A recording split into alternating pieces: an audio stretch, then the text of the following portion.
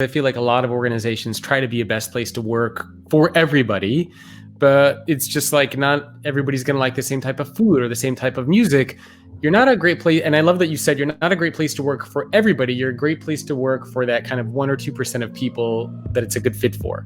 Yeah, and I think a lot of organizations, right? They all make their pitches every year. Like here's what we're good at. We're liberal arts, we're business, we're science, we're engineering. Yeah.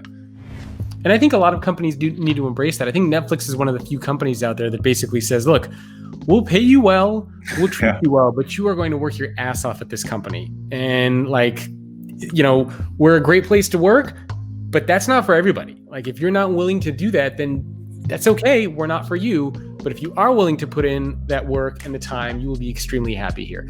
And I wish more companies would be, trying to be less friendly to everybody and just be direct and say, this is what's going to work here. This is what's not going to work. We're an awesome place to work if you fit, if you have these skills and mindsets that kind of match up. Yeah, and you have to be, we fall into this trap, the feedback of one. You have to be careful if you take a lot of feedback to not be responding. So I'll give you some examples of things that we said no to, right? When people said, so our very flexible work structure, right? People said, what we should do? We should have half day Fridays in the summer. Like everyone should have a half day and they should have this. And then the next person says, we should do, everyone should get their birthday off, or we should be able to do X. And we said, no, we're not doing any of that. Like we have, unlimited vacation. We have flexibility. You have your team. If you want a half day Friday, you can organize your schedule like that. If you want your birthday off, if you want Mondays and Tuesdays, if you want to do that, like you work within your team. I'm not mandating top down what you want for everyone else. We also had someone, again, this was anonymous. I don't know. I'm guessing they probably don't work here anymore a few years ago, who said like,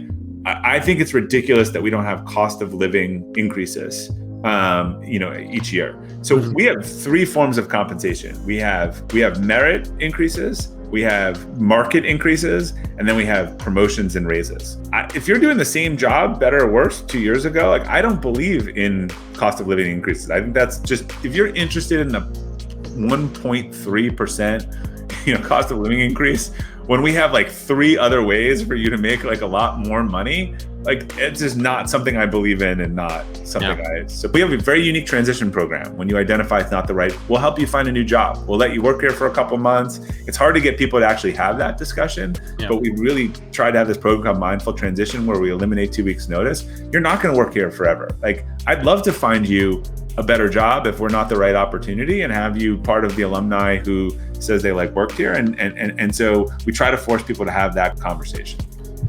I love it. Sort of reminds me, they used to say the customer is always right. And a lot of people are saying, no, the customer is not always right. You can have the wrong customer. Yeah. And I love that you as a leader and your team of leaders are okay with saying no to things, because I feel like a lot of leaders, they feel like when they get feedback or suggestions or advice or demands from their people, they have to figure out a way to make them work.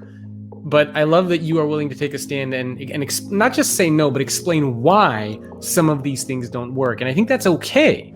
Right? Yeah, you want to be honest. Here's who we are. Here's who we're not. Like you said before, I think trying to be everything to everyone is nothing to no one, and they don't believe you. Yeah. My biggest hope is if people come here, it's not the right fit. They would say, you know what? I went to the city school and I'm really a rural person, but like, they're not pretending to be, they're a city school. Like they are what they say they were. I just realized it wasn't the right choice for me. Not, hey, they sold me a bag of goods. It's not consistent. There are some self-awareness issues, I think, sometimes with people around, maybe why it's not a fit.